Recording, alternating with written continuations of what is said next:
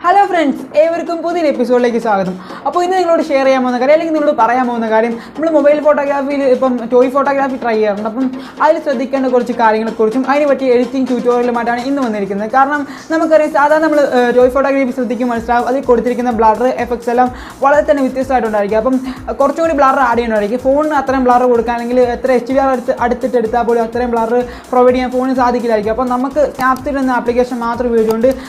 phone effects alle blurrum അതിനെക്കുറിച്ചൊക്കെയാണ് ഇന്ന് സംസാരിക്കുന്നത്.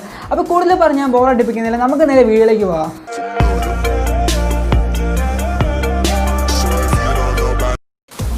അപ്പോൾ ഈ ഫോട്ടോയാണ് നമ്മളിന്ന് എഡിറ്റ് ചെയ്യാൻ പോകുന്ന ഫോട്ടോ. ഇതിലേക്ക് നമ്മൾ ആദ്യം ചൂസ് ചെയ്യുന്നത് പോപ്പ് എന്ന ഫിൽറ്ററാണ്. പോപ്പ് യൂസ് ചെയ്യുന്നതിൻ്റെ കാര്യം എന്ന് വെച്ചാൽ നമുക്ക് കുറച്ചും കൂടി ആ ഫോട്ടോ ക്ലാരിറ്റി ആകുന്നുണ്ട്, എന്താ പറയുക, ബ്രൈറ്റ്നെസ് ഒക്കെ മാറിയാൽ തെളിഞ്ഞ് വരുന്നുണ്ട്. അത് പോപ്പ് വളരെ യൂസ്ഫുള്ളാണ്. ഇനി നമുക്ക് ടൂൾസിൽ ലെൻസ് ബ്ലർ യൂസ് ചെയ്യാം. ലെൻസ് ബ്ലർ എടുത്ത ശേഷം അതിൻ്റെ ബ്ലർ സ്ട്രെങ്ത് ഒക്കെ അഡ്ജസ്റ്റ് ചെയ്യുക. പിന്നെ ട്രാൻസിഷനും കുറച്ച് അഡ്ജസ്റ്റ് ചെയ്യാം. ട്രാൻസിഷൻ എന്ന് വെച്ചാൽ അതിൻ്റെ റേഡിയസ് ആ ടോയിലുള്ളിൽ തന്നെ ബ്ലർ നിൽക്കാൻ വേണ്ടി, അതായത് ടോയിനെ കവർ ചെയ്ത് മാക്സിമം ബ്ലർ നിൽക്കാൻ വേണ്ടിയിട്ട് ട്രാൻസിഷനും അഡ്ജസ്റ്റ് ചെയ്തു. ബ്ലർ സ്ട്രെങ്ത്തും ഏകദേശം ഒന്ന് അഡ്ജസ്റ്റ് ചെയ്യുക. ഇതിൽ കൂടുതൽ ബ്ലർ സ്ട്രെങ്ത്ത് വേണമെങ്കിൽ നമുക്ക് ലാസ്റ്റ് ആഡ് ചെയ്യാവുന്നതാണ്. അതായത് ബ്ലർ കൊടുത്തതിന് അവസാനം നമുക്ക് ഒന്നും കൂടി ചേഞ്ച് ചെയ്യാവുന്നതാണ്. ഇനി നമ്മൾ ചെയ്യേണ്ടത് വ്യൂ എഡിറ്റിൽ പോവുക. വ്യൂ എഡിറ്റിൽ പോയി കഴിയുമ്പോൾ നമ്മൾ അവസാനമായിട്ട് എഡിറ്റ് ചെയ്ത് ഏതാണെന്ന് കാണാൻ സാധിക്കും. ലെൻസ് ബ്ലർ എന്നുള്ള അവിടെ കിടപ്പുണ്ട്. അതിൽ ലെൻസ് ബ്ലർ എടുത്ത ശേഷം സ്റ്റാക്ക് ബ്രഷ് ഉപയോഗിച്ച് നമ്മൾ കുറച്ച് മുമ്പ് ആഡ് ചെയ്ത ആ ബ്ലർ ആ ടോയിൽ മേലിൽ വരാണ്ട് ബാക്കി എല്ലാ ഭാഗത്തേക്കും ബ്രഷ് ചെയ്ത് കൊടുക്കുക. വളരെ ശ്രദ്ധയോട് തന്നെ ചെയ്യാൻ വേണ്ടി ശ്രമിക്കുക. നമുക്കിപ്പോൾ ശരിക്കും ഫീൽ ചെയ്യുന്നുണ്ടായിരിക്കും, അതായത് ആ ബ്ലർ അവിടെ കയറി വരുന്നതായിട്ട്, അതായത് നമ്മുടെ ഫോണിൻ്റെ ബ്ലറിൻ്റെ പുറമെ അതിലേക്ക് കയറി വരുന്നതായിട്ട് നന്നായിട്ട് ഫീൽ ചെയ്യുന്നുണ്ട്. ഇതുപോലെ തന്നെ വളരെ ശ്രദ്ധയോടെ തന്നെ നമ്മൾ ആ ടോയുടെ ഫുള്ളും എല്ലാ ഭാഗത്തേക്കും കൊടുക്കുക. ഇനി അഥവാ ബ്ലർ എവിടെയെങ്കിലും കയറി പോയിട്ടുണ്ടെങ്കിൽ താഴെ നമുക്ക് മനസ്സിലാകുന്നുണ്ട്. ആ താഴേക്കുള്ള ആലോചന ഉപയോഗിച്ചുകൊണ്ട് എക്സ്പോഷർ കുറച്ചിട്ട് ഇറേസ് കളയാം.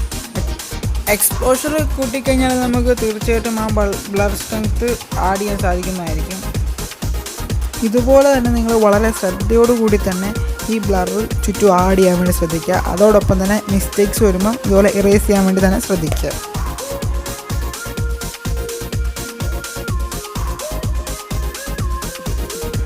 ഓക്കെ ഫ്രണ്ട്സ്, അപ്പോൾ ഞാനിപ്പോൾ വീഡിയോയുടെ കുറച്ച് സ്പീഡ് കൂട്ടുവാണ്.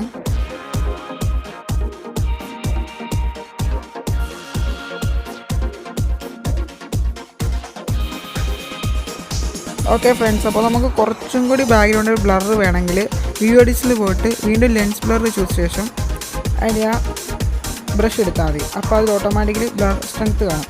അതൊരു 35 ആ റേഞ്ചിലേക്ക് കൂട്ടിയിട്ടാൽ മതി, 34. അപ്പോൾ ബ്ലറും ആവശ്യത്തിനായി നമ്മൾ ഇറേസ് ചെയ്ത പോർഷൻ അതിൽ വഴിയുമില്ല. അപ്പം അതൊരു വലിയ നല്ലൊരു ടിപ്പാണ്.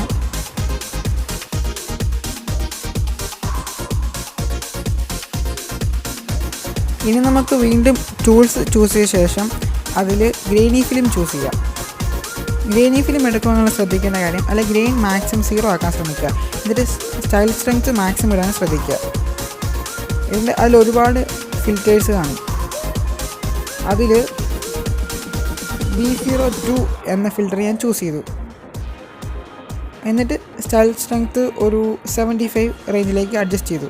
74, 75 ആ ഒരു റേഞ്ച്. എന്നിട്ട് HDR സെലക്ട് ചെയ്തു. HDRൽ ഫിൽറ്റർ സ്ട്രെങ്ത്ത് ഒരു 25 അല്ലെങ്കിൽ ആ ഒരു റേഞ്ചിലേക്ക് അഡ്ജസ്റ്റ് ചെയ്യാം. 25, 20 ആ ഒരു റേഞ്ച്.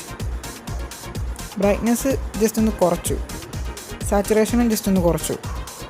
ഒരു -17, 15 അല്ലെങ്കിൽ 22, 20 ആ ഒക്കെ റേഞ്ച് നമുക്ക് അഡ്ജസ്റ്റ് ചെയ്യാം. അപ്പോൾ ഇതിൻ്റെ എഡിറ്റിംഗ് ട്യൂട്ടോറിയൽ ഏകദേശം ഇത്രയൊക്കെ തന്നെ ഉള്ളൂ. അപ്പോൾ നിങ്ങൾക്ക് ഈ വീഡിയോ ഇഷ്ടമായെന്ന് വിശ്വസിക്കുന്നു. നിങ്ങൾക്ക് ഇഷ്ടപ്പെട്ടെങ്കിൽ ഈ വീഡിയോ ലൈക്ക് ചെയ്യുക, ഇഷ്ടപ്പെട്ടില്ലെങ്കിൽ ഈ വീഡിയോ ഡിസ്ലൈക്ക് ചെയ്യുക. പിന്നെ പുതിയൊരു വീഡിയോ കാണും വരെ signing out, pe.capture. Bye bye.